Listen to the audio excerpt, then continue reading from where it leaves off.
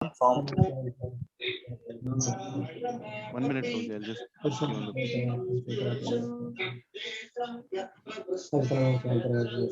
Hare Krishna. Yes. I'm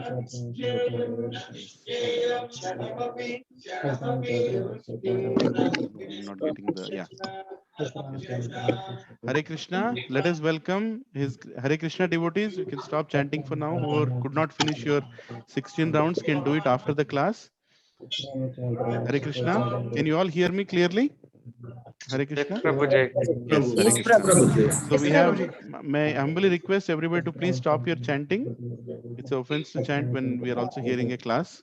So I'm going to mute everyone for now. And I also request everyone to please come on your videos. Yes, yeah. So let us welcome His Grace Vedant Chaitanya Prabhu. Three loud Hari Bol, Hari Bol, Hari Hari Bol, Bol, Hari Hari Bol. A brief introduction I would like to read about Prabhuji. So Vedant Chaitanya Prabhu has graduated from Electronics and Communication 1994, and because of his flair for teaching, he worked as a lecturer in various colleges and institutes for 3 years in Bangalore. Later on, Prabhuji took up a job in software company as a software engineer. When he happened to read the books of Srila Prabhupada, his focus got shifted from software to Bhakti Marg, and he joined ISKCON.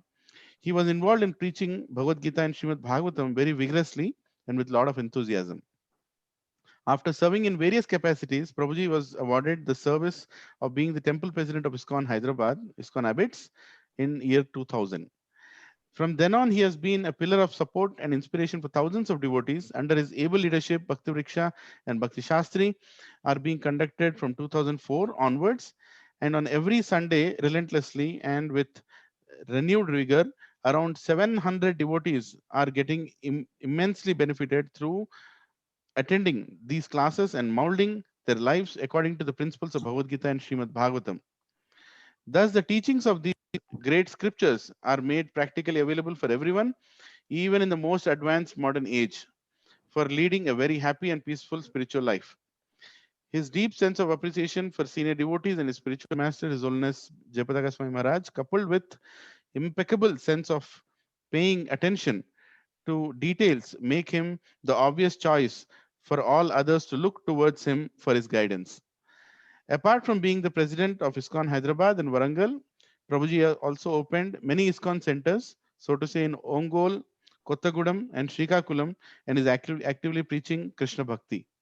And Prabhuji and Matajis, I personally have visited many ISKCON temples in India and abroad, and have never seen an organized, structured curriculum and a series of classes organized in a temple like as they are organized in ISKCON Abbots. And it is even within the ISKCON community, it is known as a temple with very good focus on education knowledge, and then practice of that knowledge. So I'm very, very excited that Prabhuji has accepted to come here today. And Prabhuji has given a class already and he's taking back-to-back class here. I'm sorry, Prabhuji, to request you to make it more hectic for you in the morning. But I'm very, very Sorry, humbled I and came happy. late. I'm very, very humbled and happy that you're joined here. We are here, practicing devotees. Everybody here in the call are 16 rounders. Most of them join in the morning. So others, they join in the newcomers, they join in the later sessions during the day. So I'm very, very happy that you are here, Prabhuji. Let's welcome once again His Grace Vedant Chaitanya Prabhu. Three loud. Hari Bol, Hari Bol, Hari Bol. Can I begin? Prabhu, you can't hear your voice, Prabhuji. It's not. Is it audible now? Yeah. Yes, Prabhuji. Yes, Prabhuji. Is it sufficiently audible or is Yes. it weak? No, it is sufficiently audible, Prabhuji. Okay. Yeah. Now, please tell me now. Yes, Prabhuji. It is good. I don't have to constantly hold the mic Oh, no, like no, this. no This need, is Prabhuji. okay. Fine. Sorry. Yeah. Thank you, Prabhuji. Can I sing 2-3 Hare Krishna Yes. mantras and then and then Yes. start the class? Yes, Prabhuji. As you please, Prabhuji. Thank you. Jai Radha Madhava Kunja Bihari Jaya Radha Madhava Kunja Bihari गोपीजन Vallabh गिरिवराधारी जय गोपी जन वल्लभा गिरिवरधारी शोदनंदना ब्रज जन रंजना यशोदानंदना व्रज जन रंजना यमुना तीरा वनचारी यमुना तीरा वनचारी जय राधा माधव कुंज बिहारी जय राधा माधव कुंज बिहारी हरे कृष्णा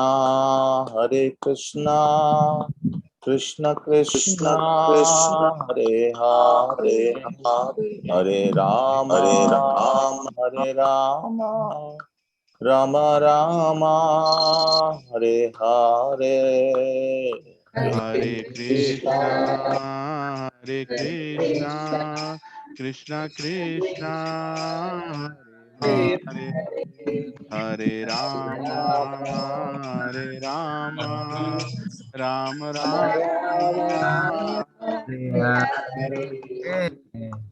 हरे कृष्णा कृष्ण कृष्ण हरे हरे हरे राम राम राम हरे हरे हरे कृष्णा कृष्णा कृष्णा हरे हरे हरे राम राम हरे हरे हरे कृष्णा कृष्ण कृष्ण हरे हरे हरे राम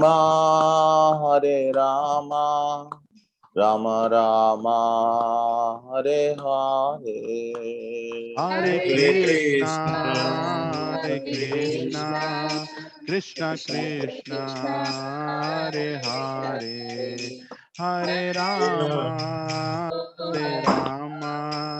राम राम हरे हरे जय प्रभुपदा प्रभुपदा प्रभुपदा जय प्रभुपदा जय प्रभुपदा प्रभुपदा प्रभुपदा जय प्रभुपदा मिठाई गौर हरि हरि बोल बोल हरि बोल हरि बोल हरि बोल निताय गौर हरि बोल हरि बोल हरि बोल निताय गौर हरि बोल श्रील हरि प्रभुपाद की जय श्री श्री जय गौरताय की जय श्री श्री जय राधा मदन मोहन जी की जय श्री श्री जय जगन्नाथ बलदेव सुभद्रा महारानी की जय जय ग्रंथराज श्रीमद् भागवतम की जय जय समवेत गौर भक्त बिंद की जय निताय जय गौर प्रेमानंदे हरि हरि बोल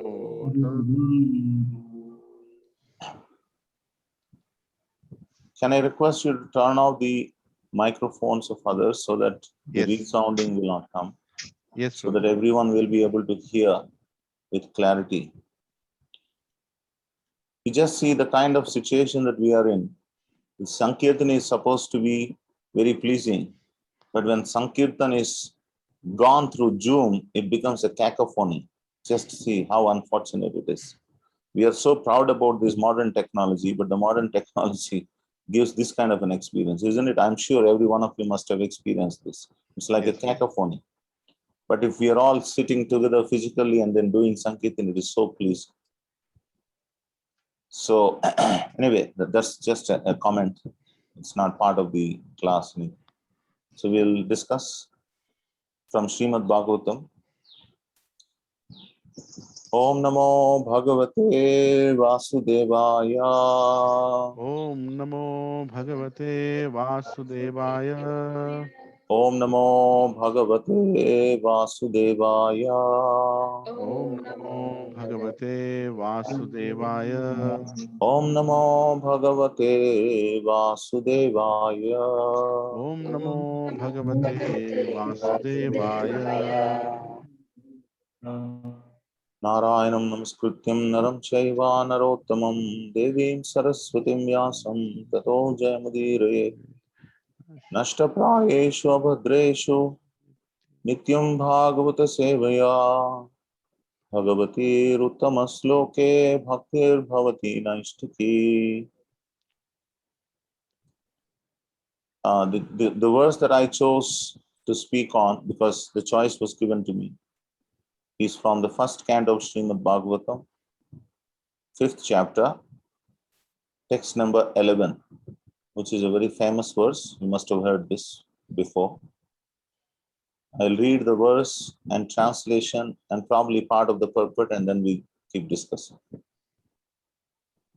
Tadvag visargo janatagha viplavo yasmin pratislokam abhaddhavatyapi namanyanantasya yashonkitaniya Shrinvanti Gayanti Grinanti Sadhvaha.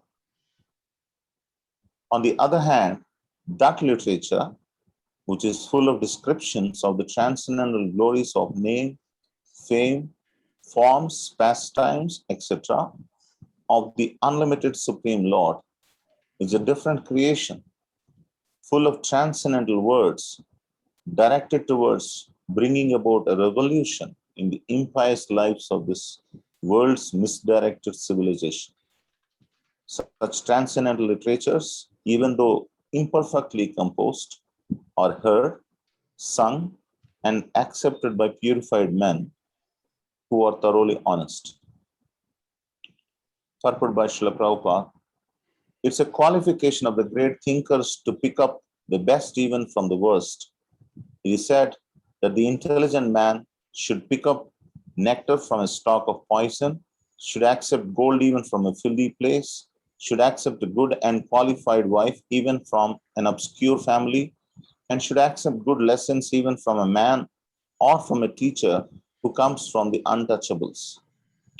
These are some of the ethical instructions for everyone in every place without exception.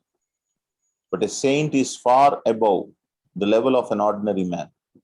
He is always absorbed in glorifying the Supreme Lord because by broadcasting the holy name and fame of the Supreme Lord, the polluted atmosphere of the world will change. And as a result of propagating the transcendental literature like Srimad Bhagavatam, people will become sane in their transactions.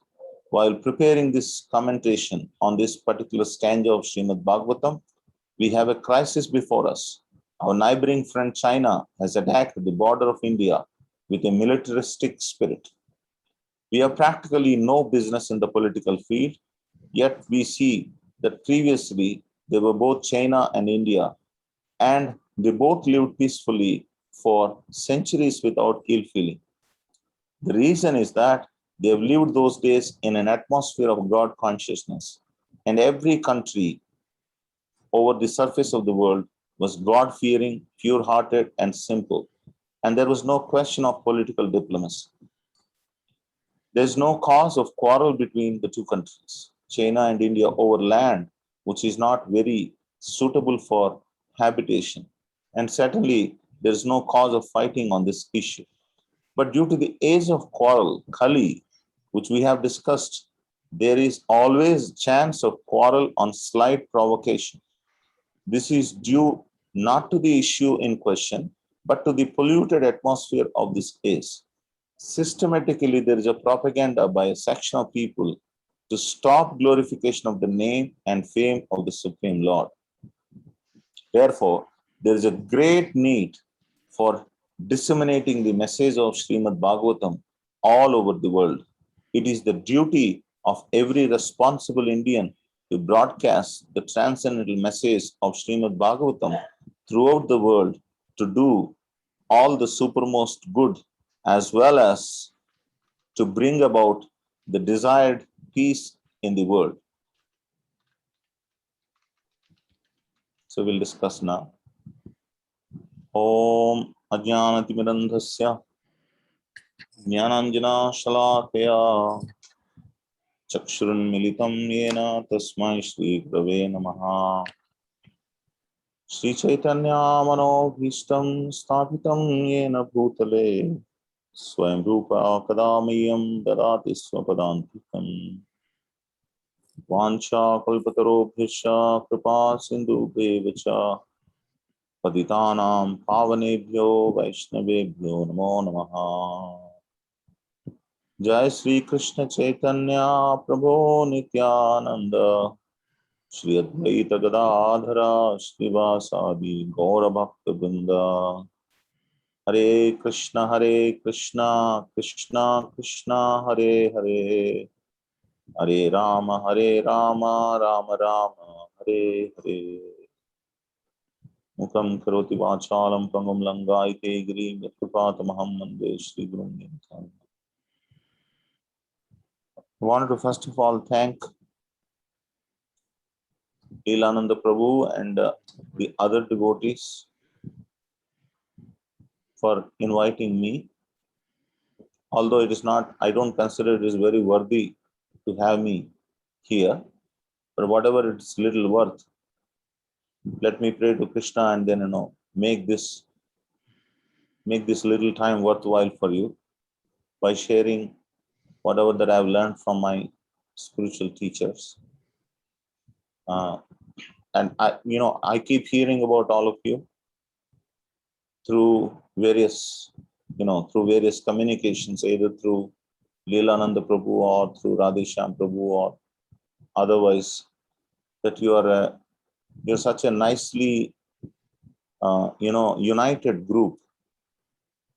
This is what I whenever I get to know about you, this is what comes again and again to me, that you are nicely strewn together in glorifying Krishna, which is actually the current theme of today's discussion.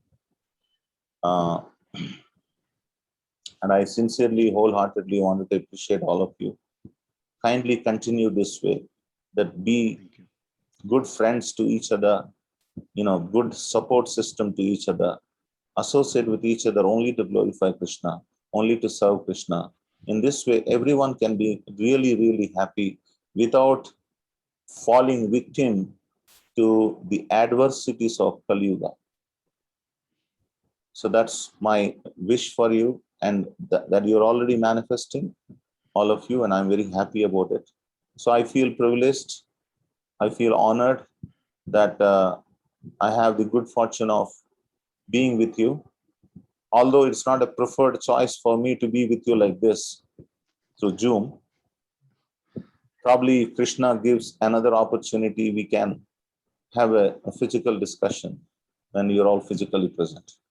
So having said this, now let me get into the purport, which Srila Prabhupada has very beautifully described. This is one of the very, very beautiful verse spoken by Narada Muni, glorifying Srimad Bhagavatam to Vyasadeva. The power of Srimad Bhagavatam and the kind of change that Srimad Bhagavatam discussions can bring to this world. As Srila Prabhupada said, people are quarrelsome not by their own nature. People are quarrelsome because of the nature of Kali Yuga. Even the peaceful people get into argumentation, and over very small things, very petty things, they fight because we are surcharged with atmosphere of duplicity and quarrelsome nature. Kalaha and kapata, these are the two symptoms of Kali Yuga. Duplicity or hypocrisy and quarrelsome nature. These are the two symptoms of Kali Yuga.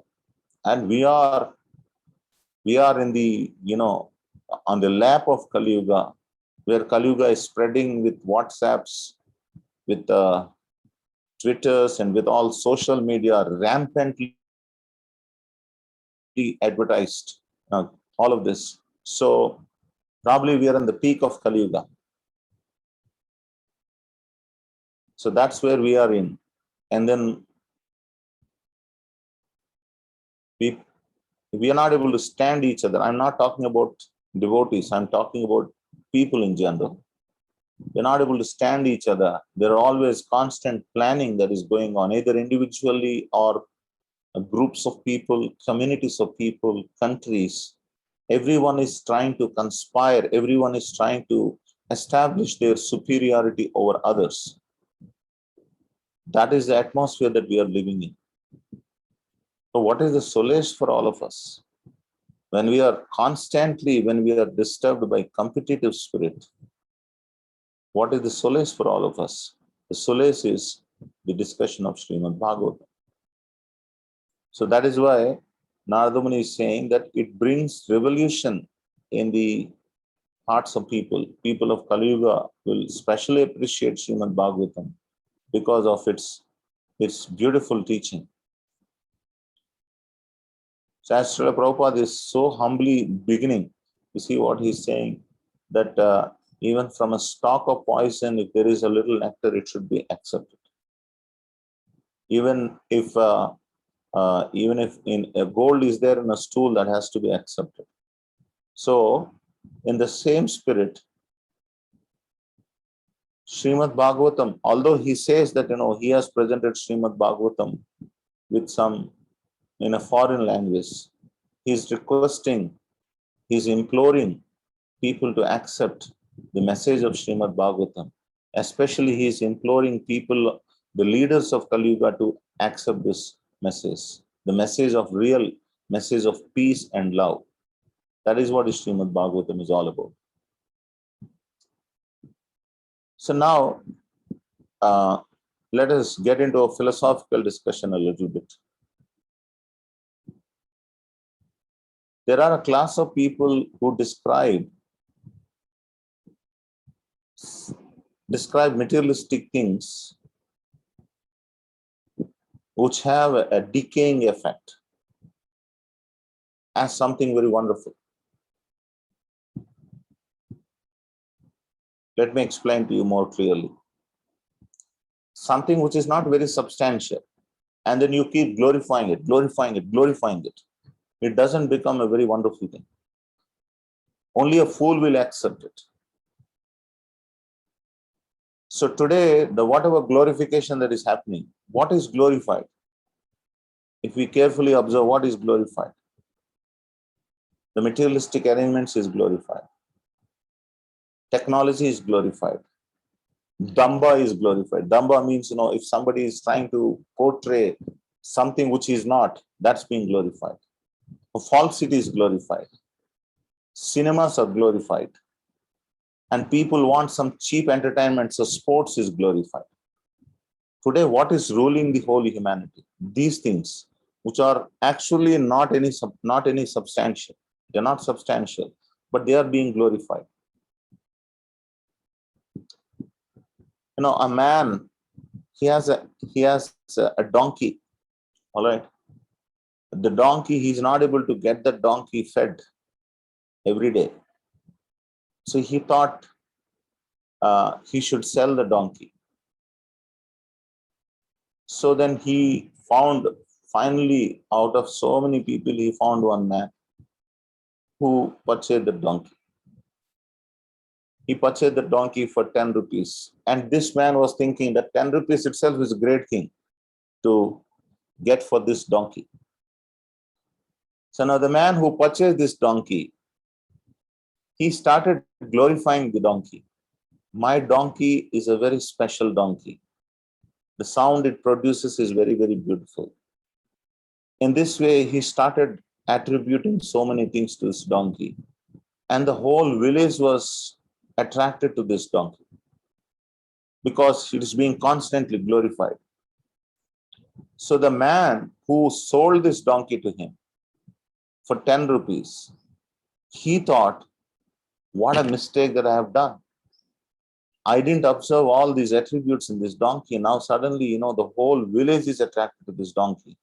I must get this donkey back to my yard. So he went to the man and said, sir, by mistake, I've sold this donkey. Now I'm ready to give you 10,000 rupees. Please give me my donkey back. So what happened? This man, all right, since you are the original owner, I'm giving you back. Give me 10,000. So he took 10,000 rupees and gave the donkey back. Now, what is the moral of the story? And then when he brought the donkey back to his house, he found the donkey is as uninteresting as it was before. He was just being fooled by this man's glorification. And because people got attracted, he's also got into it. And then he unnecessarily lost 10,000 rupees. He lost for a useless donkey, which is as useless as it was before. So the moral of the story is that you glorify lust so much, you glorify something else so much, but it is sold only amongst fools. It is not sold amongst people of substance. So that is what is going on in Kali Yuga. So there is a section of people who are deliberately selling cheap things, violence, sex, and sports. These things are being sold. And who buys it?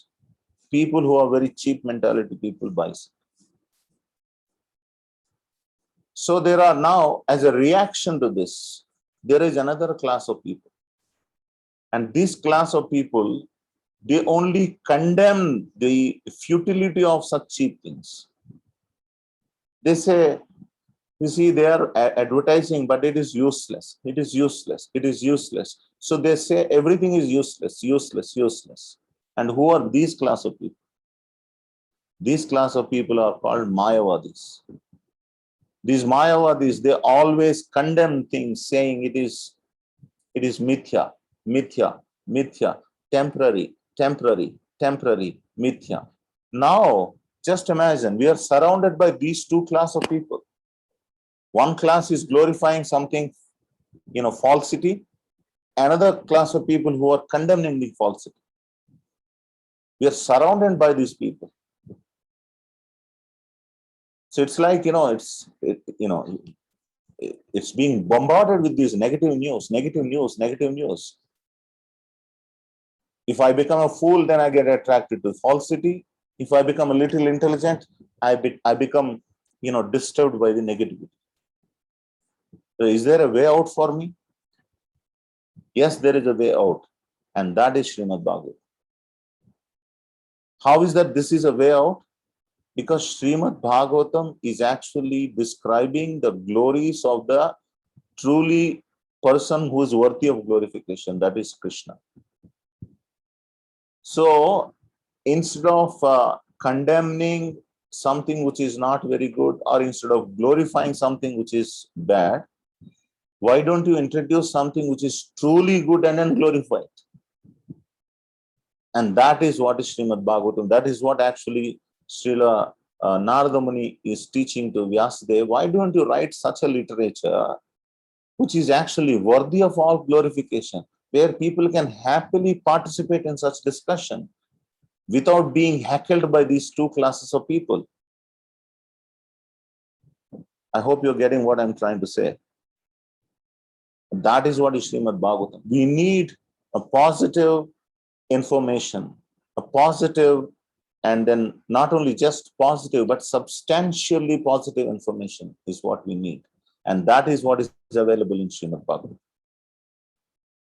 It is said in that Nitayera Charana Satya Tahara Sevaka Nitya. This Acharya is saying that the lotus feet of Lord Nityananda are Satya. They are not Mithya, they are Satya. And whoever worships the lotus feet of Lord Nityananda, Tahara Sevaka Nitya, he will reach eternity. So it is not a glorification of useless thing. It's actually glorification of something very substantial. So now consider our environment that we are living in. And you can better appreciate what I said just now, that we are bombarded with this negative information. Every day, from last 2 years, what is going on? Just think about 1.5 years, what was going on? Constant information about how many people died with corona, where corona is spreading, Delta variant, I don't know what all variants will start coming. We don't know. Different variants will come, and then we are bombarded, constantly being feared with this. This is the atmosphere that we are in. So the only solace for such people is actually discussion of Bhagavad Gita and Srimad Bhagavatam. Because these teachings in Srimad Bhagavad Gita and Bhagavatam are truly substantial. You actually feel satisfaction of heart when you discuss them with people who have heart for them. But now, having said this, even the discussion of Bhagavad Gita and Bhagavatam can be non-satisfying if they are only done for material gain. Like, we do it as a ritual, or we are doing it for the sake of gaining some material piety. Then even though it is full of nectar, although Bhagavatam is full of nectar, but you will not be able to get the full benefit of Srimad Bhagavatam if they're done with this motivation. So that is why Suta Goswami is saying how one should deal with the Lord. Savai pumsha paro dharmo yato bhaktir adhokshaje ahaituki apratihata yenatma suprasiddhati. That you will not get that satisfaction of heart unless you indulge in pure bhakti. And pure bhakti has two important, symptoms. One is that it is ahaituki. It should be without any material motivation. Bhakti should not be done for material gain. Kamasya nendriya pritir labho jiveta yavataha jivasya tattva jijnasa nartho yasyeha karmabhihi. And most of us are trained to do bhakti for material gains, isn't it? Most of us are trained. A lot of people go to Lord Venkateshwara for what? Not to just see him, but actually, put a list in front of him. That's very, very natural. That's a trend that we have been, following from many generations. Because pure bhakti is very rare. And that pure bhakti is what is discussed in Srimad Bhagavatam. Right from the beginning of Srimad Bhagavatam, it is completely rooted out. What is that? Anything less than pure bhakti is rooted out. Dharma projita kaitavotra paramo nirmatsaranam satam. That any kaitava bhakti, kaitava dharma means false religion. What is false religion? Religion which does not give us love for God. Any religion which does not help us to develop love for God is a false religion. Whether it is Vedic religion, Christian religion, Muslim religion, or any other religion, if it does not give about love for God, that's a false religion. So it is said Srimad Bhagavatam, it right from the beginning, it roots out those tendencies of any impure tendencies. That is to say that any motivational, materially motivated bhakti, or when you have any discomfort in your body, discomfort in the atmosphere, you stop. The first thing that gets stopped is bhakti. Prabhu, yesterday it got late, Prabhu, so I could not get up. As of you got up when everything was nice. Isn't it? How falsity, we are ruled by falsity. We just need a reason to not to do bhakti. If you're always looking for a reason to not to do bhakti, then how can we feel satisfied? Or if you are always doing bhakti, unless you get something, you will not do. Like, for example, we say, in the temple, there is a service, please come to the temple. And down the small asterisk, lunch prasadam will be provided. Unless this asterisk is there and lunch prasadam provided is there, you don't find so many people coming to the temple for doing service. You understand? I'm just making it in a humorous manner, but you all can, relate to it. All of us can relate to it. Unless there is something which is satisfying to us materially, we will not want to participate in it. But that is the real cause of dissatisfaction, sir. You cannot be happy with that motivation. If prasadam is what is attracting you, and by the way, even if it is prasadam for the sake of prasadam, if you come, that is fine. But the prasadam is also should be of quality which is nice to you. Only when gulab jamun is there, let us say, then you come. If we say khichdi we will provide, then you are not so much inspired. Sir, khichdi is also prasadam, gulab jamun is also prasadam. So are you attracted by the prasadam or are you attracted by the taste? So like that, if you go in inside and go deeper, then we know our materialistic mind, how much we are absorbed in the materialistic things. So that is what is actually, motivating us to practice bhakti, let us say. It has to be carefully rooted out. Carefully it has to be rooted out. Do we have material motivation to do bhakti? You remember when Prabhupada went to America, people asked, Swamiji, many people from India came. Everyone is, advertising something. So what did you want to take from us? And what was Prabhupada's answer? His answer was, I did not come here to take anything from you. At this age, what can I take and enjoy? But I have come here to give you something. So always understand, we all must understand, bhakti means to give. Bhakti means to give. Bhakti means to give. Not bhakti means to give to take. Please understand. There's always something, conditions apply is always there for us. If you're giving to take, that is not called giving. That is taking only, indirectly taking. Giving for the sake of giving is called bhakti. What I have, what I am given, and how much I can share with others what I have been given. You will share with others what is given to you. You will not share with others what is yours. If you think whatever you have is yours, your own hard-earned thing, and the heart will not come to share with us, share with others. But if you truly understand whatever ability that I have, it is only a mercy of the Lord that is given to me, and it is meant for the service of the Lord, then we have a tendency to share with others. So these conceptions have to be established in our heart. That is what is actually Srimad Bhagavatam is doing. This is the kind of revolution that has to happen in our heart. The revolution is that I am not someone very great. I am a very insignificant person. I am such an insignificant person. Like, let us say, for example, that we are a preacher. When you are a preacher, the fact of the matter is that in spite of our preaching, people are advancing, not because of our preaching. This is how a preacher should think. Then he is actually representing Srimad Bhagavatam message.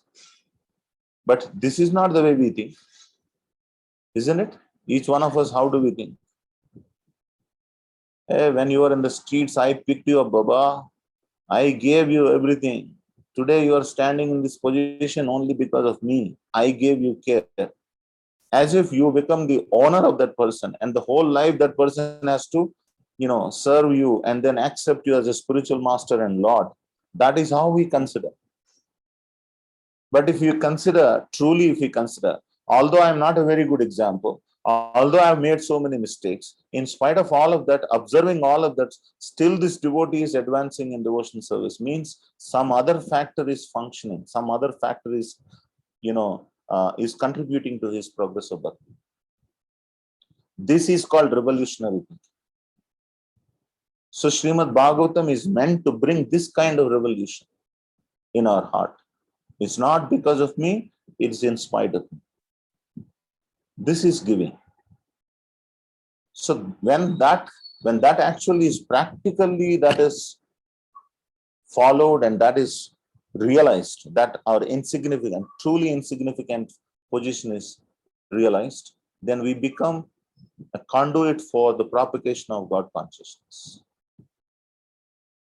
We become the carriers of God's message. Srimad Bhagavatam messages. Otherwise, what can happen is a lot of damba can happen. Damba means show off can happen. And show off is our second nature. You know, as a conditioned soul, our second nature is showing off. Showing off means we show the whole, the modern business is nothing but show off. The whole YouTube program is a show off, to be honest with you. Isn't it? You capture it in a camera, add nice music to it, add all kinds of things to it, and then put it on a YouTube, and it will have a lot of clicks. And that person is considered to be a very, very great preacher because he has a lot of clicks. Whether that person is able to reach the hearts of others or not is not an important consideration at all. The consideration is how many clicks you got. And God knows what they did with that information. So that is the Damba program that is going on.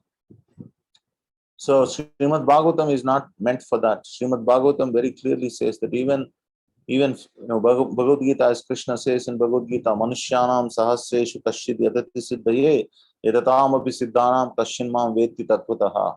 And what did Srila Prabhupada write in the Bhagavad Gita introduction? By reading this book, even if one person becomes a pure devotee, I consider this work to be successful. So obviously he was not behind the numbers. He was looking for pure devotees who actually be introspective about what is pure devotional service. So that is the revolution that I'm talking about. Srimad Bhagavatam is supposed to bring revolution.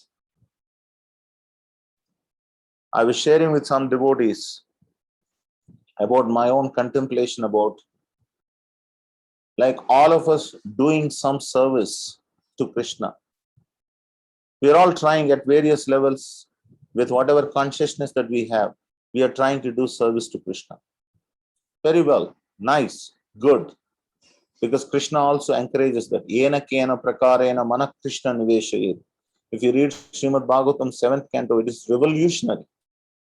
Why it is revolutionary? It is said in Srimad Bhagavatam 7th canto that kamat, dveshat, bhayat, snehat.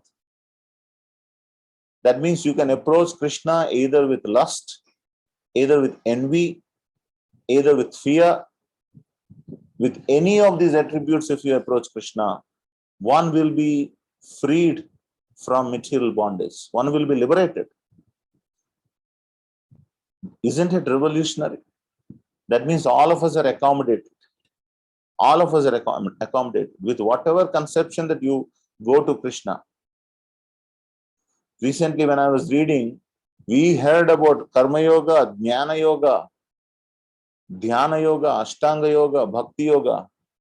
But did you hear about Bhaya Yoga? Have you heard about Bhaya Yoga?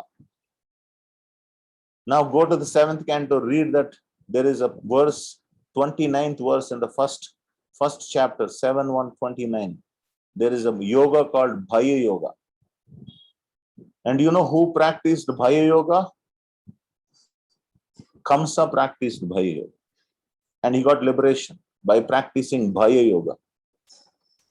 Can you imagine this? Isn't it revolutionary? Just by being fearful of God, you'll be liberated from material, entanglement. Isn't it very revolutionary? That is what Srimad Bhagavatam is.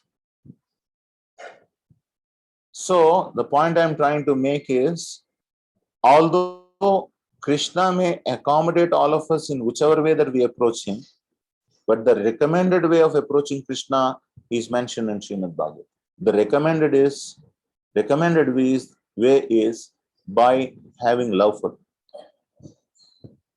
Although he may accommodate Sisupalas, he may accommodate Putanas, he may accommodate Kamsas, he may accommodate Hiranyakashipus and Hiranyakshas. But if we become Prahlad, that is what pleases Krishna. Although he may accommodate all these classes of people, But Prahlad is very dear to Krishna. So, this is what is Srimad Bhagavatam. It's really, really revolutionary. Really revolutionary. So, in essence, what I wanted to say is that let us spread this message of love without any motivation behind it. If we have any material motivation, it is like a Payomukha Vishwakumbha.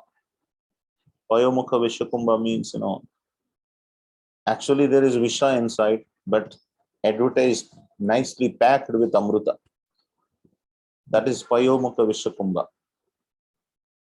Devotees can do a great service to this world, and untrained devotees can do great damage to this world.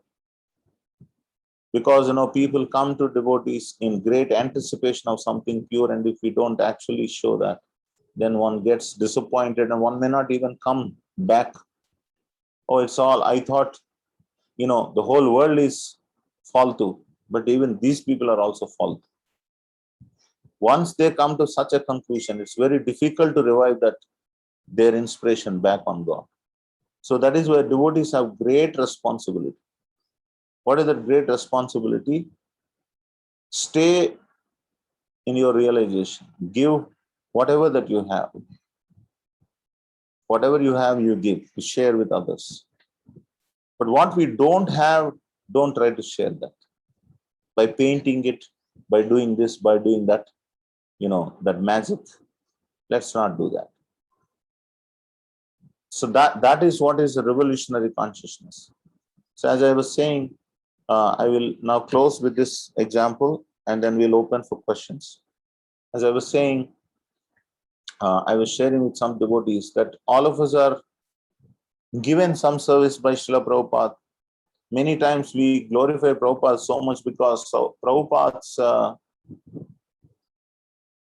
compassion is so great that he has accommodated all classes of people. What can we say? How much can we glorify Prabhupada? And Prabhupada was giving a class and then somebody just, blushed the door, who's a very dirty fellow. He was stinky smell. He was completely boozed. And he went into the toilet and then put a toilet paper. And while returning, he made a lot of sound. And then while going, he said, Swamiji, I left a toilet paper for you. That was his statement. And what was Prabhupada's response? His devotional service has begun. That was Prabhupada's consideration. Because of personalities like that, even very downtrodden people are accepted in devotional service. So the point I'm trying to make is that our service, we should not consider as if we are very great people, we are offering nice service to God. We should consider the person who has offered toilet paper to Prabhupada.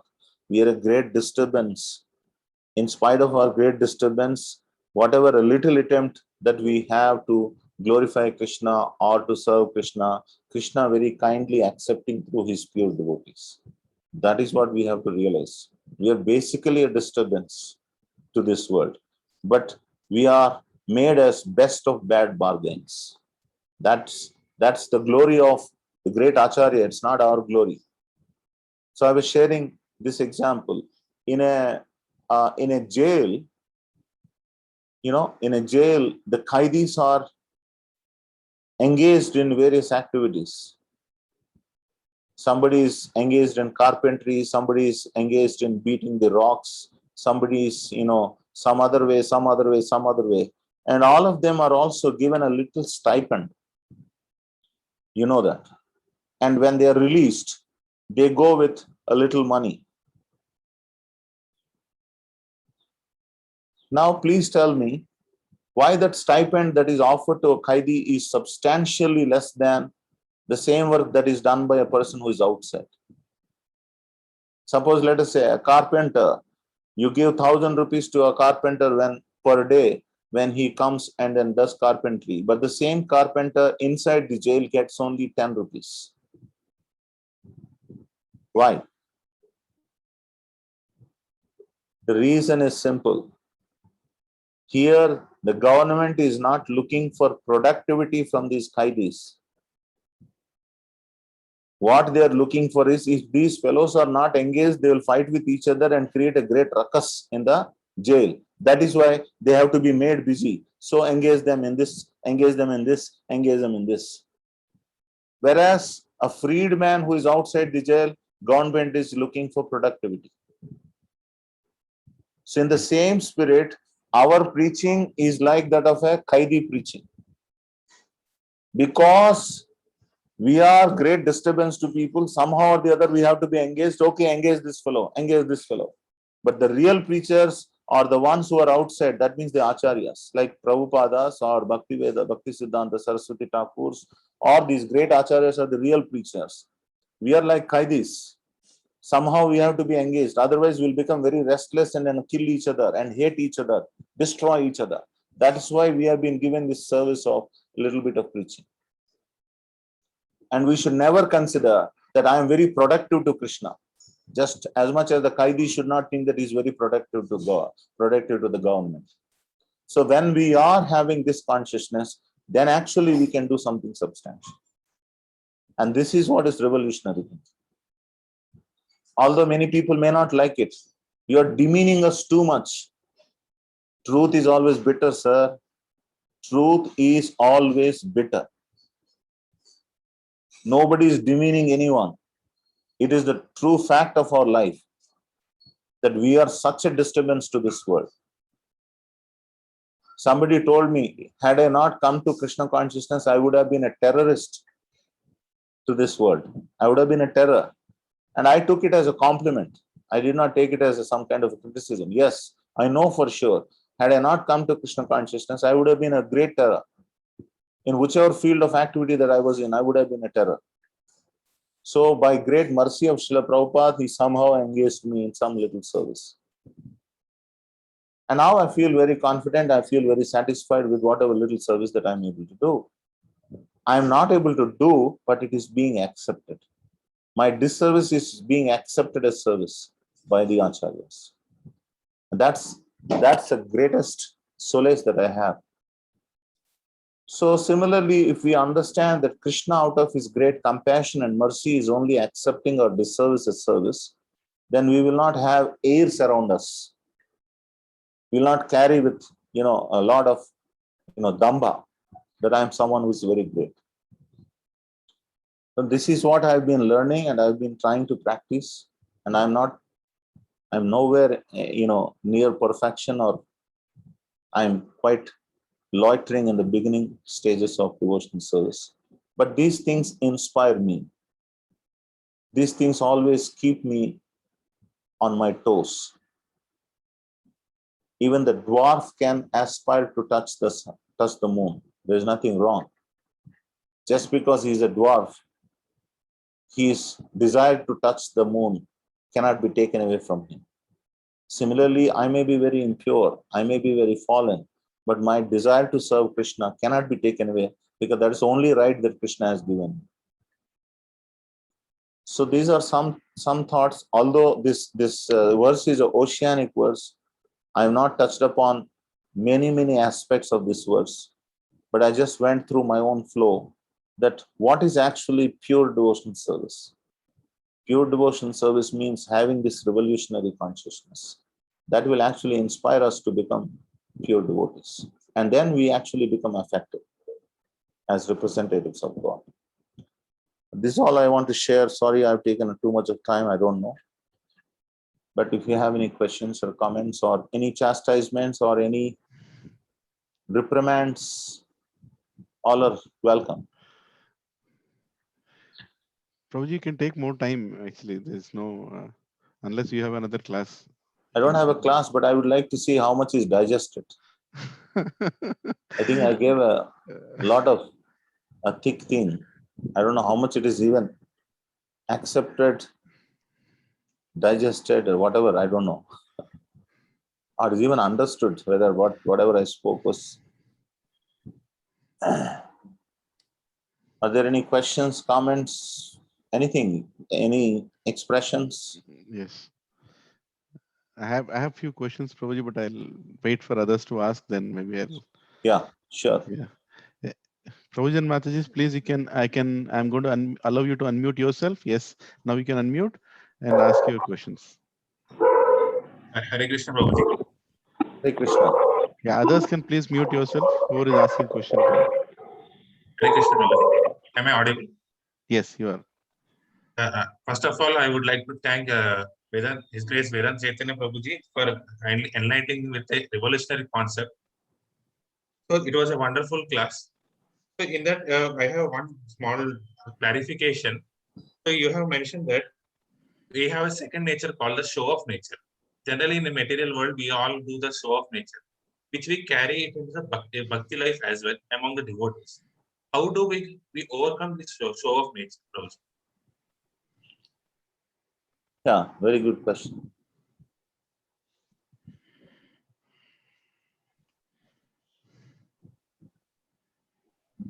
How do we overcome show of nature?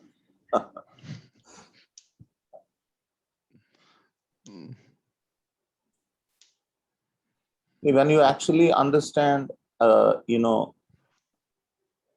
with show of nature, relationships only get disturbed. They're only on a superficial platform. The real, true juice of relationship cannot be experienced when we have a show of nature, and which is very clearly visible in our interactions. It's like a painting smile of an air hostess. And I don't think any one of us are so inspired by the painting smile of an air hostess. Am I right or wrong? Tell me. I have such an experience many times when I went. Just when she looks at you, welcome, sir, she has a smile. But then, as soon as you pass by, she quarrels with the other person, other air hostess or something. It is so artificial, this. Having Damba nature is giving rise to such artificial relationship. So are we blind to this? How nice it is when we are truly, truly representing ourselves. And if other person is truly representing themselves, and in that, whatever relationship is possible, why don't we enjoy that relationship? Isn't it? Suppose, if I am not a good singer, somebody comes, you sing very nicely. If they come and see me, flatter me, what kind of feelings that I go through? It is like, it is like the Ahoswaram, Ahorupam. You know the story of Ahoswaram, Ahorupam? You don't know the story. It is all our life. It is our social life. Ahoswaram, Ahorupam. A camel is getting married and a donkey is being called for doing Sangeet. People get married and they call for Sangeet. You know that, right? So who is getting married? A camel is getting married. And who is being summoned to give Sangeet? Donkey. So now the donkey, when he came and he started Sangeet, he started saying to camel, Aho Rupam, Aho Rupam. That means how beautiful form you have. I don't think anyone can say that a camel has a beautiful form. It has all kinds of curves in his body. He doesn't look very, beautiful. But because he's given money now to do Sangeet, so he started glorifying Aho Rupam, Aho Rupam. Then the camel started glorifying the donkey, Aho Swaram, Aho Swaram. You understand? This is what is material life, sir. Material life is falsely glorifying each other and live in a state of damba. That is what is life. It is so artificial, and anyone who is really having some substantial heart, they cannot stand this. They cannot stand this. So our relationship reflect what kind of, attitude that we have. A truly substantial people discuss facts of life. So now observe this, how to overcome. If you are looking for true relationships, you will not participate in this. An honest criticism is much better than a dishonest appreciation. It's better to practice this. An honest criticism is much better than a dishonest appreciation. So, but the point is that, in a devotee community, what do we have? We all are supposed to glorify, appreciate, isn't it? We are not supposed to pinpoint. We are not supposed to find faults. This is a very important do and don't for us. How do we practice this then? That means it becomes even more important for us to look for those good qualities, carefully picked, and then glorify them. Just like Prabhupada started in this purport, that even from a stalk of poison, that you should bring out nectar. You should look for nectar. Similarly, in everyone, there is some empowerment God has given. So instead of getting lost with all the difficult, the disturbing things or the bad things that the person has, there is definitely one good quality that person has. And if you just hit on that good quality and appreciate, that person gets life. It gets life. This is what is to be practiced amongst devotees. When Bhaktisiddhanta was approached by some of his disciples about one of the ashram mate who is very, very lazy fellow, who is always makes excuses, who eats a lot of prasadam, who sleeps a lot, and they have hundreds and thousands of faults that they were finding. And Bhaktisiddhanta looked at all of them and said, but he wears his dhoti very nicely, Bhaktisiddhanta said. Can you imagine this? His viewpoint, just see. And it is truly so that this fellow actually wears dhoti nicely. So of all the hundreds and thousands of faults, he found that one nice thing that was there in the devotee. So we should be like that there is, every one of us are empowered with certain things, and which is unique to ourselves. Isn't it? God is not some kind of a machine who replicates. God is a very intelligent person. You know what is the symptom of intelligence? Symptom of intelligence is non-duplication. That is a symptom of intelligence. So God has not made any two same. So everyone is uniquely empowered. So if we can see that unique empowerment in everyone, which is given by God, that is a beautiful appreciation that we can give, instead of condemning and criticizing and then making a lot of mess with relationships. So that is how we can practice. Even with many people who have many faults, there must have been one beautiful quality that we can think and appreciate. And then that becomes a substantial relationship. Then there is no damba in that. There is truth in it. I think I have over-answered your question, but please forgive me. No, thank you, Prabhuji, for clearly explaining. Okay. Any other? Yeah, Hare Krishna, Prabhu. Dandavat Pranam. Hare Okay, Krishna. amazing class. Okay, I have a question. When you're explaining, you talked about like we can even approach Krishna through envies as well, through fear, kamsa, and like that. You have given a lot of examples. Yes. So through envies as well. But in my understanding, envies is something because of envies we are here, okay, in this current situation, in this materialistic world. Yes. But you just talked about envies as well. We can connect, but I understand. have not understood that. Yeah, particular let me point. explain. What I Thank said, even a person who has envy, he is also liberated because of approaching Krishna. Then what to speak of a person who has love for Krishna? You understand the context.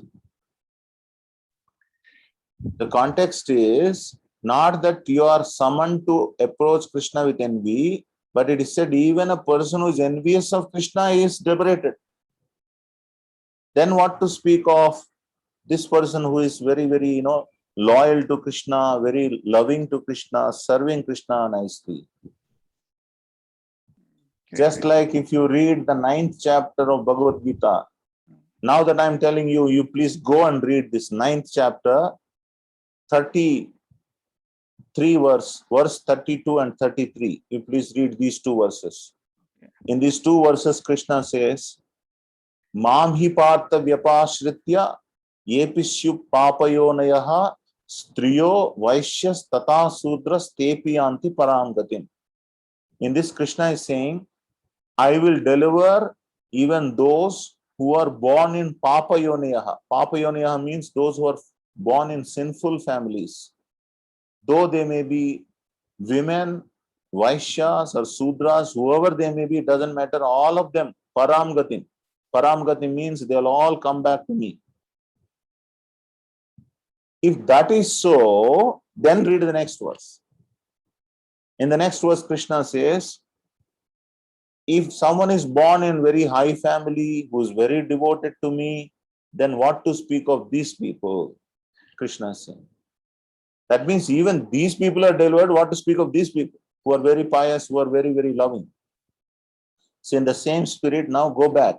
In the same spirit, if a person who is even envious of Krishna, he is delivered, what to speak of a pure devotee of Krishna? How much it can be said that he could be delivered?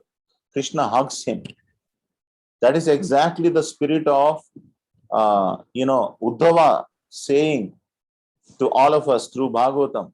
He says to the whole humanity, Are Baba, whom can you love but Krishna? Can you love anybody else other than Krishna? Aho bakiyam stanakala kutam. What is he saying? This Krishna, he is giving the position of mother to Putana, who only came to kill him through spreading poison to her breast and trying to give him milk. To kill him she came, but this man gives the position of mother to her. Whom else can we love? Whom else can we worship other than Krishna?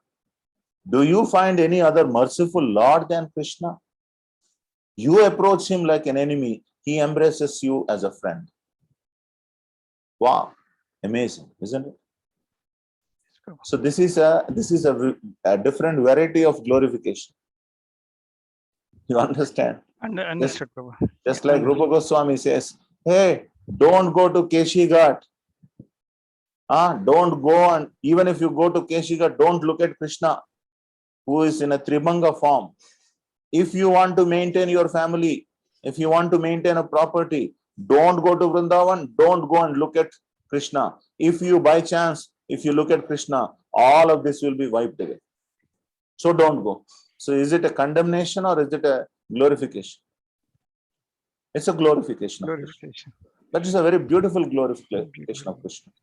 So that is what I'm saying, Kamat, Dveshat, Bhayat, Snehat.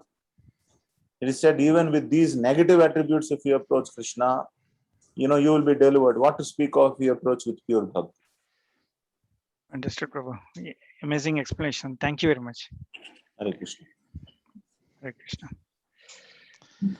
Yeah, Hare Krishna, Prabhuji. I think I'll ask my questions. I can't stop anymore. Prabhuji, I really felt every class, we hear from senior devotees, it's almost like X-ray. But today you did an MRI of all of us. Give us an instant report also. And really it was so humbling. And I was remembering one personal experience in my own class when I was studying in my school. My physics sir used to give the class and every time used to look at me and ask, Lakshman, did you understand? I used to say yes. So every time he used to do that. So one student asked, why are you asking him? So he told, if he understood, that means all the class understood. So really, you explained the service opportunity we are getting is simply to engage us so that we can become something better. Not that we are capable of in any way serving such a great mission. At least we are being engaged. So that is a very, very hope giving and a very good reality check also, Prabhuji. I'm very, very grateful for you putting it straight. And one more thing, Prabhuji, sorry, the question that I have is, in the verse it is told, Prabhuji, that you, Prabhuji, can I ask the verse number once? It is 1:5. 11. Today's verse you are saying? Yes, Prabhuji, 157, right? 11. 11. Oh, sorry, Prabhuji. 11. I wanted to, yeah. So, Prabhuji, in the verse, while you read the translation, I heard that you said that the positive information, great information, no more the information, great message of God, when it is coming from any source, accept it and grab it and implement it. That was the way it was presented.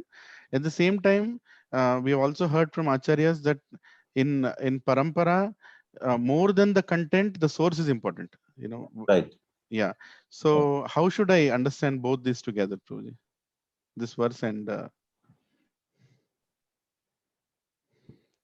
See, what is being said, Prabhupada was saying, what is a general trend and what should a saintly person do? okay. The general trend is that even from a source which is not very good, one should take.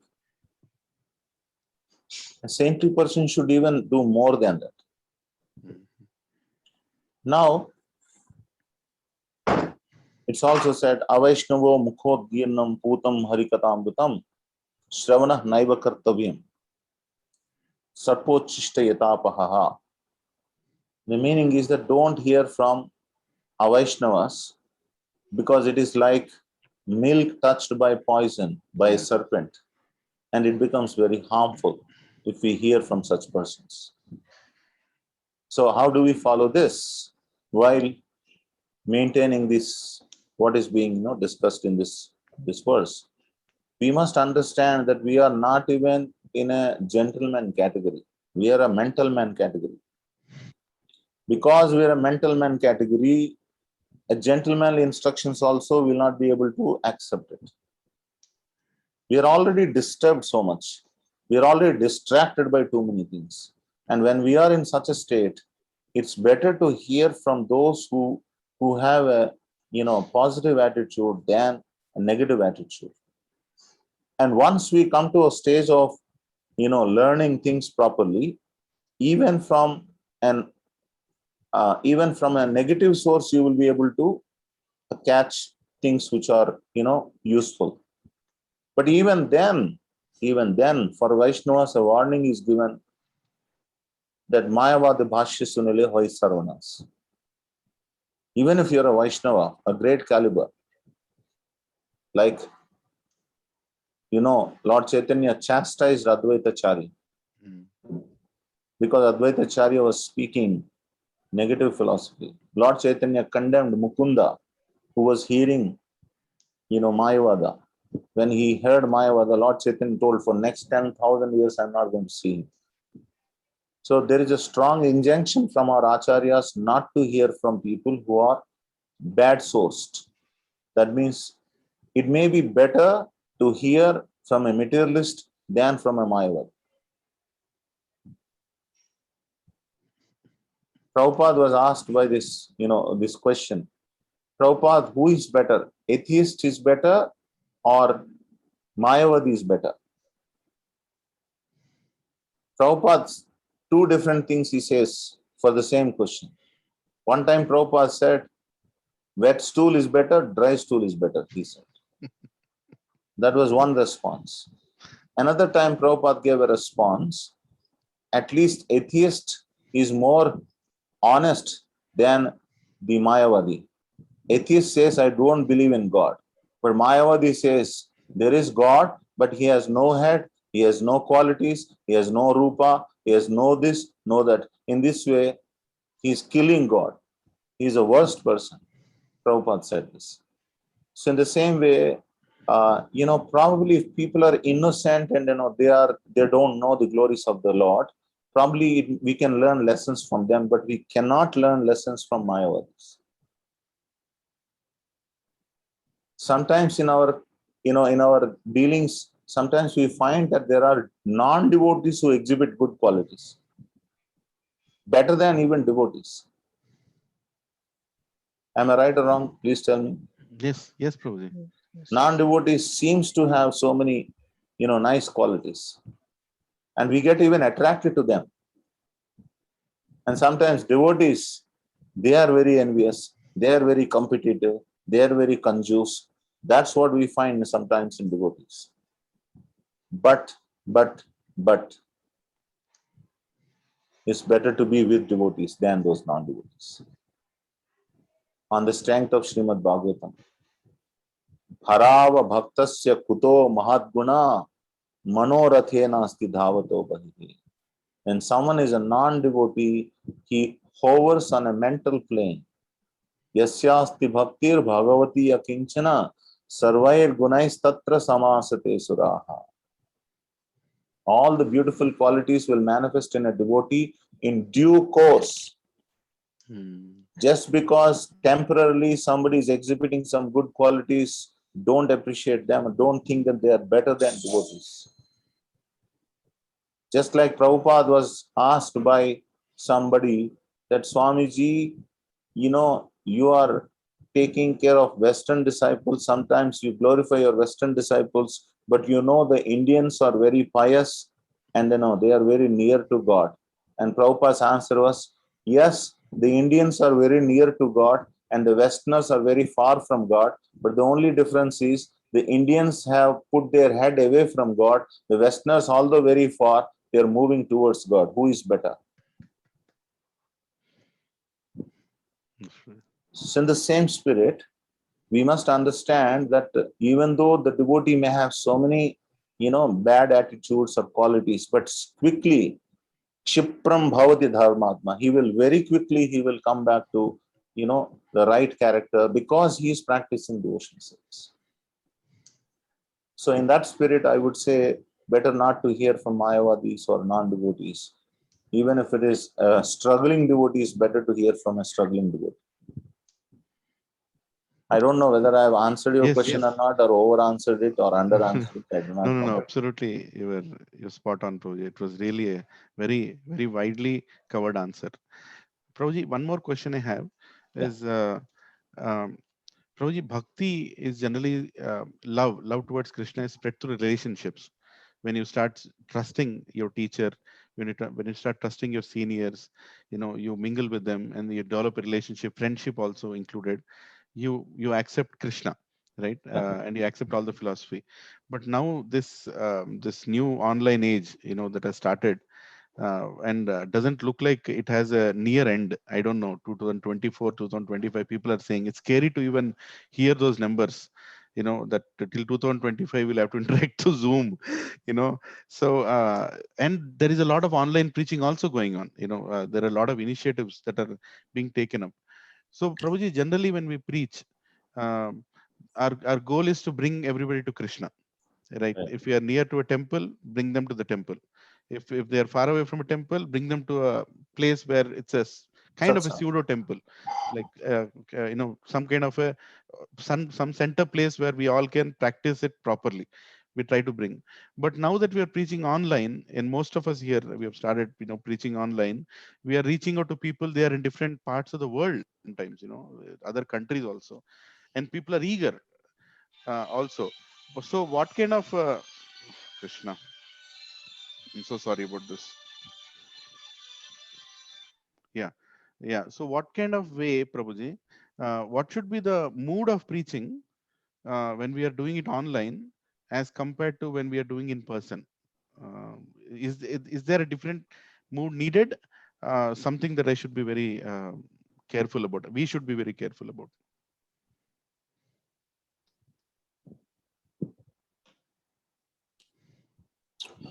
First of all, believing that through these modern means that we can actually bring substantial change in others is a myth. And if we actually believe that we can bring substantial change, then we are actually, beating the husk and looking for grains. What it can do is it can give a little solace. Someone who is in Timbuktu and he doesn't have any association and is very eagerly looking for association, and somehow through this internet, you're giving some survival chance for that person. But, this is not all in all. I think the other day, I don't know whether you were there, Banu Maharaj was saying that there is a danger with this preaching. The danger is that, suppose if you have 10 people, 15 people in front of you, your ability to preach and reach to them and then be personal with them, maybe, to some extent it may be there. But now the Zoom has opened a forum where even 2,000 people can be accommodated. If you pay a little more money, even 2,000 people can be admitted in your, room. And then, especially you see, why did I request you that please ask the people to open up the cameras? For this very reason. Now it has become a faceless preaching. Faceless hearing, faceless preaching. That is what it has become. Everybody, they can do their own anything. And you don't even know that they're actually what they're doing is. Now you suppose if you're hearing in a physical presence, we don't do anything which is not respectful. But all that can be done in the Zoom. All that you need to do is just put off the camera, put off the microphone, and do any damn thing and pretend that you're hearing. Such a limitation it has. The whole attitude is gone. The whole attitude is gone. So that is why this medium is not a very good medium. This is only a survival medium for people who are just, slogging and, not able to get any association. But if they develop, suppose if somebody thinks that, my guru is a electronic guru, YouTube guru, he's doomed. That person is doomed, sir.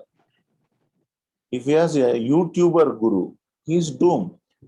It is very clearly said, Tadvidi pranipatena pariprashnena sevaya upadekshanti te jnanam jnaninas tattvadarshanaha. You have to go to a physical spiritual master. You have to serve him. You have to inquire from him. He has to know your heart. You have to know him. All that is possible only through physical relationship.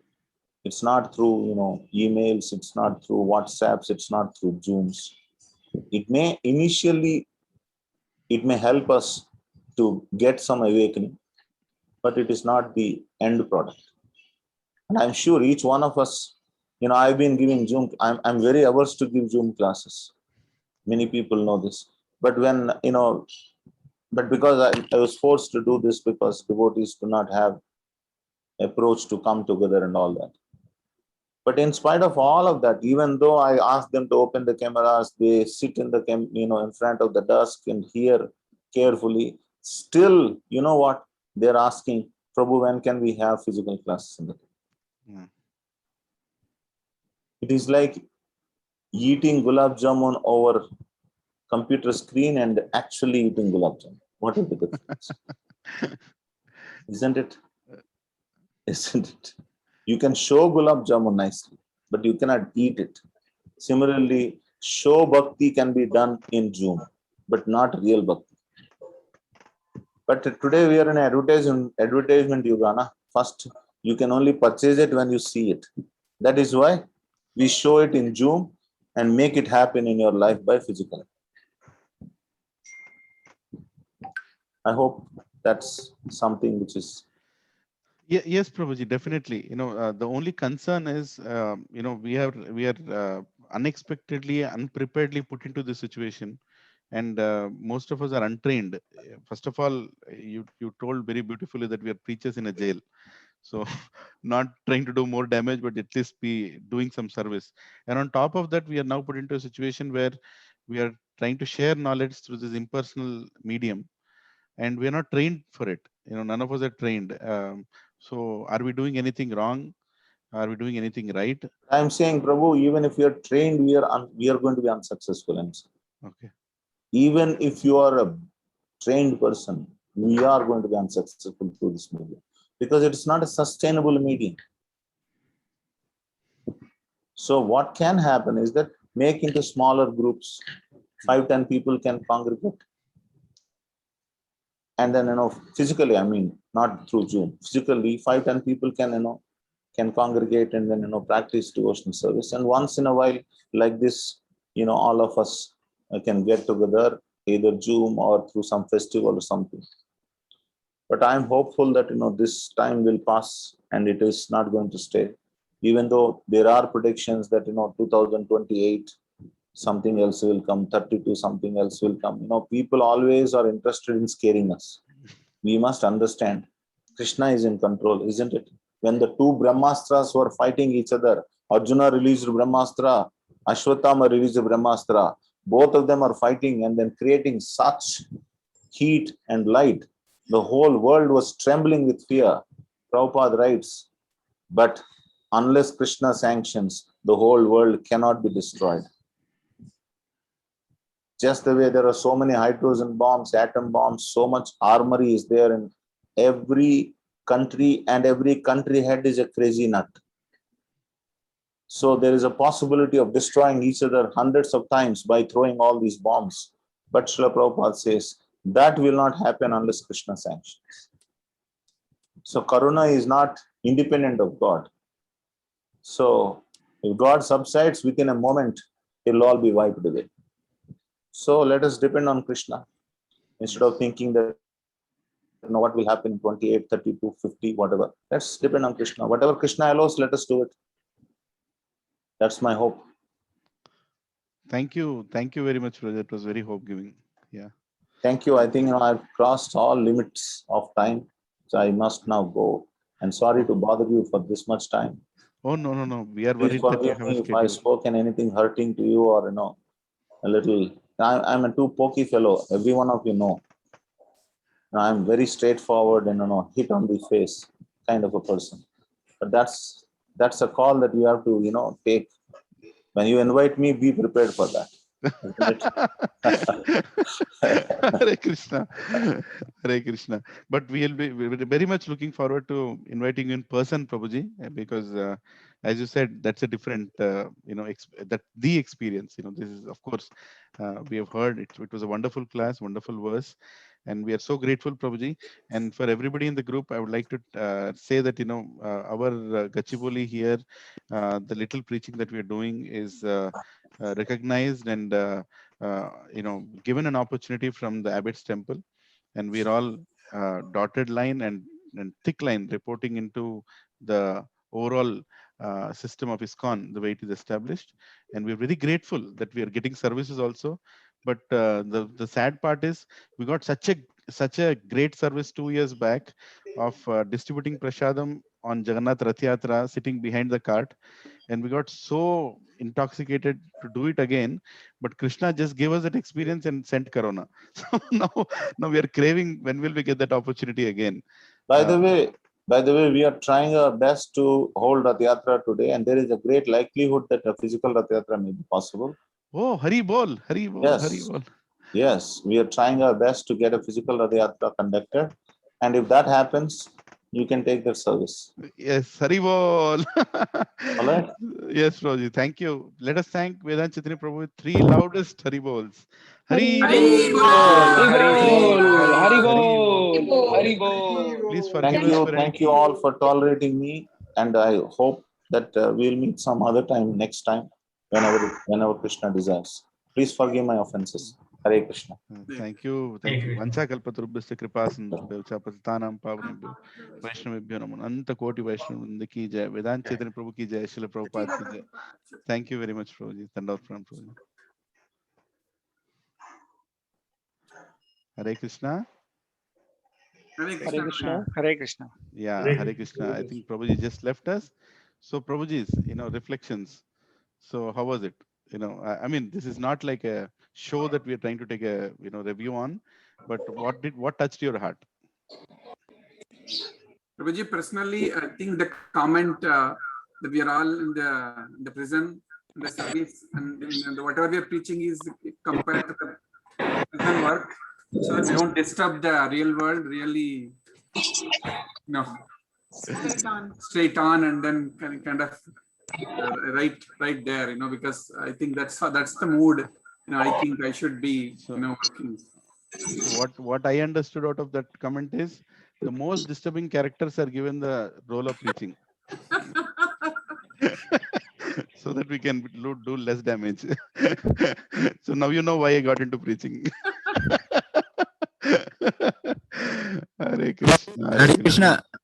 Yes, yes, Prabhuji. Now lockdown is finished. Now we can meet physically better, na Prabhuji? Yes, yes, yes. We want to start meeting physically. Today there is a small, minor, attempt for that being done, but it is kind of very reserved. But we want to see, how we can find opportunities for us to meet again. Hopefully, meeting in a place like VSK is much safer to start with, because it's a We little wider place and a little open place. we And can make a hybrid plan, Prabhuji. Like those who are comfortable physical, they can come. Those who are not, they can be yeah, on Zoom. yeah, Like both. yeah. That will be better. No, in fact, I'm actually contemplating that Sunday, instead of Sunday evening, something like afternoonish, like between evening and like something like 3 o'clock, right, would be a good place to meet in a place like VSK, where we all go and we sit open, not in the hall, right, in between the cows. Now that we have sheds also, we can sit in those sheds. Cows will not disturb us; they will be going around, and we can have our classes and bhajan, and we can come back by 5:36, like 7 max, just finish it up and come. So that way, Krishna Prabhuji, Prabhuji, don't make the next Sunday. This yeah, coming next Sunday, yeah. don't make, because I'm working on that day. That Sunday. And you can work from there. We have 4G internet, so don't worry about yeah.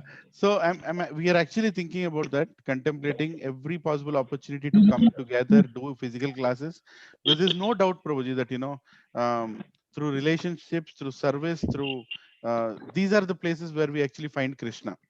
And no matter how much philosophy we say, but our practical behavior actually transforms people. So we have to show that what devotees are only through practical means. So let us hope that we'll start that soon. We will have a little Gachibowli Satsang committee kind of a meeting. We have some leaders here who are already preaching. We'll have a meeting among all of us, and we'll determine what would be a best possible way to do it, so that everybody is safe. At the same time, we get this physical association. Wave 2 is gone. Wave 3, we will not allow it to come. So don't worry. Hare Krishna Prabhu. Yes, who is speaking? Yeah, Mahesh here, Prabhu. Mahesh Prabhu, Dandavat Pranam Prabhuji. Dandavat Pranam Prabhu. Actually, yeah, when I was hearing to Vedant Chaitanya Prabhu, I was having a question. Like I was about to ask, but before asking, I thought he would straight forward on the face. He might say, first you switch on the camera. So that's the reason why I didn't ask. Yeah. Okay. So the question was, Prabhu, I don't know if you can throw light a bit on that. Vedant Chaitanya Prabhu has given a wonderful session on duplicity and the quarrelsome nature. When we come across such people or such in our sessions, or when we interact with them, especially in this forum of devotional sessions, what we have, or SSR sessions, I mean, how we need to treat them. I mean, there's no possibility we should not ignore them, but some ways, to some extent, we have to go with the flow and allow them. And to what extent we can allow them, and to what extent we have to bear them and get into that. That was the question I was having, but I stopped myself, making myself embarrassing in front of me, because he was clearly saying without switching on the camera, I should not do so. No, Prabhuji, Did you get my question, Prabhu? I didn't get the last line. What is the how do we? No, Prabhu. He was telling about people, right? Where especially in the Kali, we are having people around, it's a quarrelsome and duplicity natured people we are living around with. And especially when we are taking the sessions, or when we are attending these sessions, when we come across, as a teachers, we come across these people, and they might not be having a full inclination towards spirituality or knowing about Krishna, but they have shown some interest to know about it, but still that nature of fighting or arguing while in the sessions, when we come across those kind of people, how to tackle them or how to handle them, and to what extent we have to bear them. I mean, we can't straightforward say, if you don't like, go away. And to what extent we need to bear them. Okay. I don't know if I am clear, Prabhu. I can elaborate further if you want. Yeah, no, I think I got, so sometimes we have disinterested people also registering into our courses, and they create more disturbance than contribution. So how do we deal with them?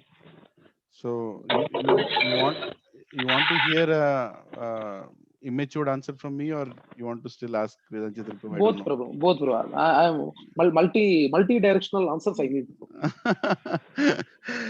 Prabhuji, first of all, we should understand that whoever is coming, whether it's online or whether it is in person, they are coming because Krishna is sending them, and the mood should be they are Krishna's guests. Can I request everybody go on mute? Okay, yeah, I think I'll mute others. Yeah, okay, that's better. Yeah. So what I'm trying to tell is, Prabhuji, the mood when we are seeing people coming to our satsang, we should treat them as Krishna's guests, whether they're coming as online or whether they're coming as offline. Number one. And number two, when we see disinterested people, they're going on. I mean, I don't know. There are different kinds. Even I have seen where they're really not interested. They come to challenge, or they come to present their own truth. They don't want to listen. You can actually have a one-on-one with them. After the class, you can have one-on-one saying, Prabhuji, I'm not that knowledgeable. I'm trying to present what I have learned from a guru. But if you think you have something more to offer, then why don't you have your own session? Instead of coming here and trying to say things which is difficult for us to articulate or manage within the group. And if there is somebody who is really not interested, then you can tell that, Prabhuji, when you are interested, you can join. I think it's very important for us to have that conversation. Otherwise, if we allow them to continue, offenses can happen in both ways, right? It's better to early on request, like even when we used to have our SSR sessions, there used to be like 200 plus registrations, and I practically used to call every person and ask, are you already in part of some other group, or what is your inclination to join here? And 30-40% chances they don't even know why they clicked. They just clicked because there is a click and they joined the group. So they were very much, we still motivate them to stay, but we also tell them that this is what it is, you can leave. And if they're already having a certain faith, certain understanding, and they don't want to change, please leave. And if they're going to be a disturbance, and you see that it's going to be like that, then please leave. That's better.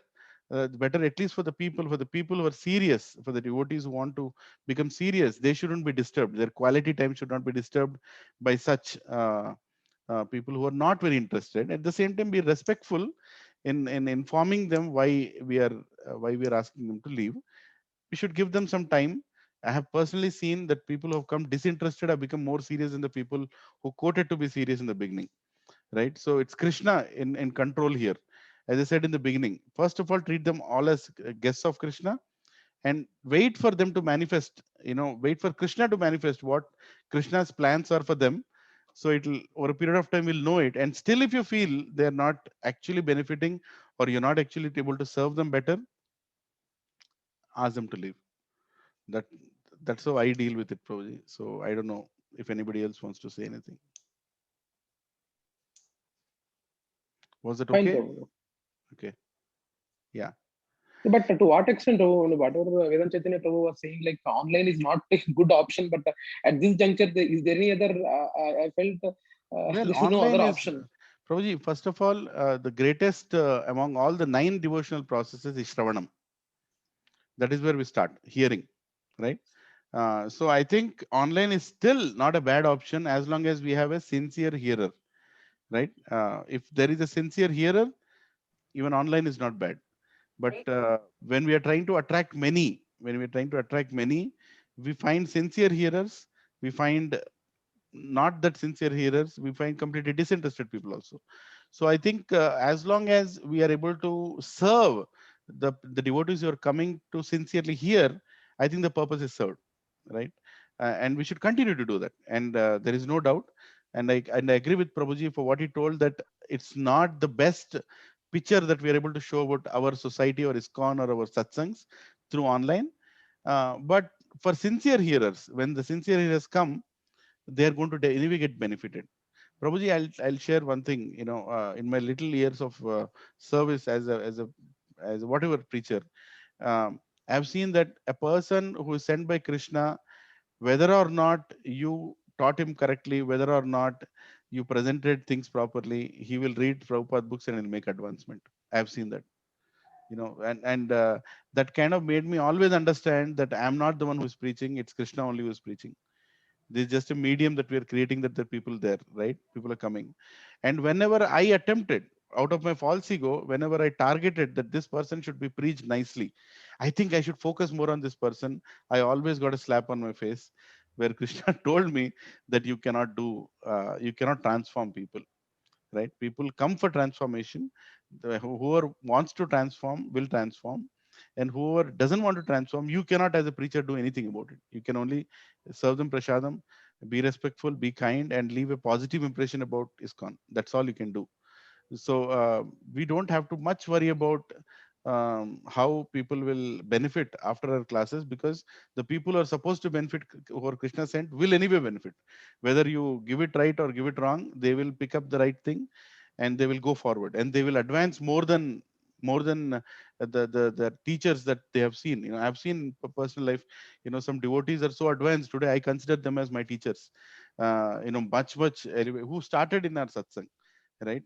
So Krishna has different plans, different and every soul has a different journey.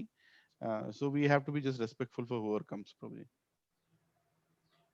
Hare Krishna, Prabhu. Got it, Prabhu. Thank you, Prabhu. Hare Krishna.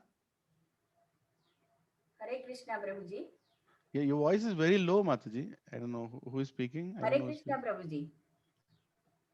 Yeah, I can barely hear you, but still we can go. And let this be the last question, because I have to still finish my rounds and there is a class for me after this. Hare Krishna, And Prabhuji. yeah, go ahead. వినపడుతుందా? వినపడుతుంది, చెప్పండి Mataji. Online ఉంటే మాలాంటి వాళ్ళు we are lucky enough to be here. Balamani Mataji, Hare Krishna. మాలాంటి వాళ్ళకి Zoom లేదనుకోండి, మేము చాలా మిస్ అవుతున్నాం కదా. Yes. అది we will be very thankful. And మీలాంటి వాళ్ళకు సేవ చేయడానికే కృష్ణుడు మాకి అవకాశం ఇచ్చాడు. అది అంటే ఆన్లైన్ కాకపోతే బాగుంటుంది, లైవ్ గా ఉంటే ఇంకా బాగుంటుంది, కానీ మాలాంటి వాళ్ళ కోసం ఇలాంటివి మానకండి Prabhuji. Yeah yes.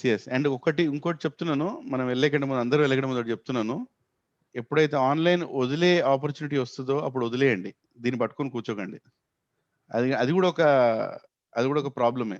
Too much online and people become too lazy not to come to the satsang also. When satsang is there, everything is normal, you should go, and still you say that online e baagundi Prabhuji. Adi kuda chala danger. so it took government to 1.5 years to mask people. Maybe it will take 3 years to unmask people also. It will take that much. Everything takes its time. So let's also be prepared that eppudaithe manamu manchi satsangalu మనం ఫిజికల్గా వెళ్ళే పరిస్థితి ఉన్నప్పుడు మాత్రం తప్పకుండా first preference దానికి ఇవ్వాలి. లేని పర్యంగా మనం తప్పకుండా ఆన్లైన్ కంటిన్యూ కావాలి. మీరు మొత్తం సత్సంగులు అక్కడ అన్ని లైవ్ లో జరుపుకున్నా, మంత్లీ వన్స్ అయినా మీ ప్రోగ్రామ్ తప్పనిసరిగా మాకు ఉండాలి. హరే కృష్ణ. మమ్మల్ని అందరినీ ఆశీర్వదించండి మాతాజీ, మా గురించి ప్రే చేయండి, ఇలానే కంటిన్యూ కావాలని. హరే కృష్ణ. వంచా కల్పతరుభ్యశ్చ కృపా సింధుభ్యైవచ పతితానాం పావనేభ్యో వైష్ణవేభ్యో నమః. అనంత కోటి వైష్ణవృందకి జై. So next week we have again one more wonderful devotee from Bombay. Prabhuji is coming and giving a class like this every Sunday morning. We are trying to make it special by calling special guests. I hope all of you see, this is not a variety that we are introducing, but a different message coming from Krishna for us, right? So don't miss these classes. Hare Krishna. Dandavат. Hare Krishna. Hari Bol. Hare Krishna.